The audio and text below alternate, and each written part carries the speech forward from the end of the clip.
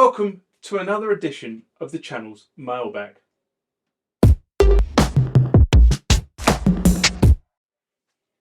So what is Mailbag? Well, Mailbag is the part of the channel that you guys actually control.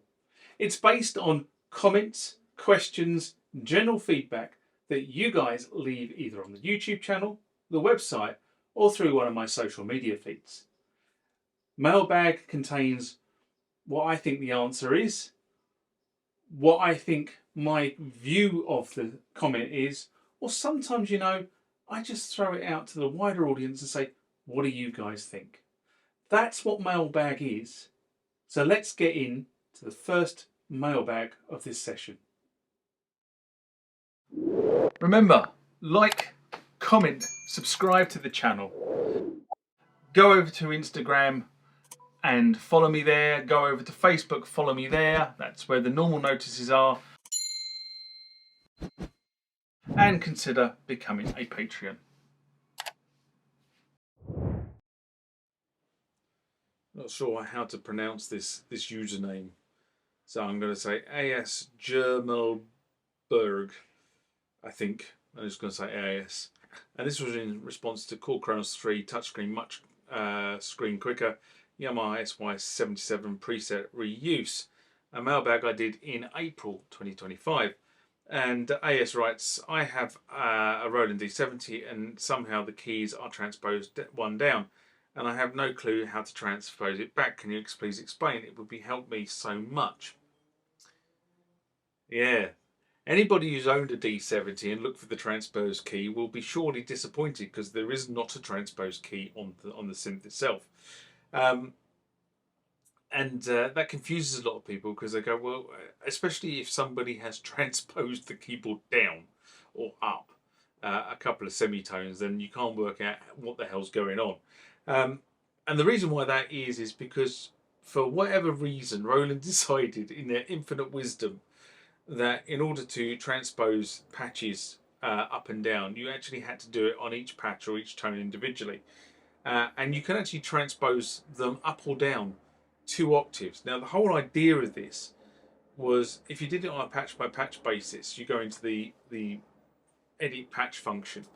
But if you think of a patch as a layering of multiple tones, the idea behind this was that you could effectively have you could layer the same tone twice in the patch, but you have one playing an octave higher and one playing an octave lower.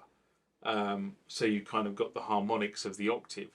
You could do things as well as you could actually move part of the patch up a semitone.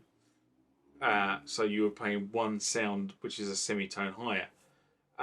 Why you want to do that, I don't know. I mean, it also has the ability within the patch to edit the tones in terms of adjusting them, one way or one either plus or minus of dead center, as in, the right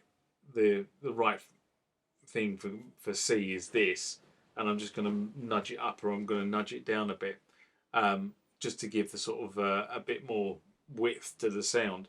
And he does that, but you have to do it on a patch by patch basis using the edit patch function.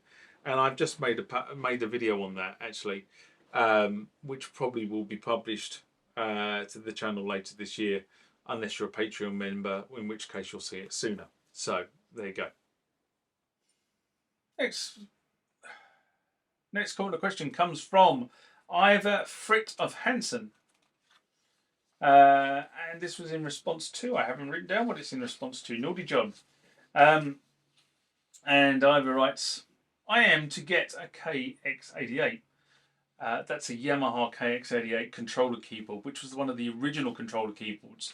This was out in the market space before the Roland A80, which was considered the de facto controller keyboard of this sort of late 80s, early 90s. But a lot of people like the KX88 because it was such a nice feeling keyboard, and I actually have one waiting to be repaired. Anyway, carry on. Ivor says it cost me $230. How do I connect this in MIDI modus with my Door Logic 1048. I use a sound card Multo Ultra Light so I can hear the sounds on my KX88 from the plug-in Dext. Thanks for the tips. Audio is the first thing I kind of thought when I read that. You don't really understand what a KX88 is. So I had to write back and say the KX88 is actually a MIDI controller. It is old enough that it can only be used with 5-pin DIN MIDI connectors. If I'm interpreting your question correctly, you'll need a simple MIDI interface to connect the MIDI out from the KX88 to the computer, and then you need to route your MIDI signal to the software in the host that is hosting your plugin. Most VST hosts have a way to configure the input device, and that is where this will be performed. That's a basic explanation.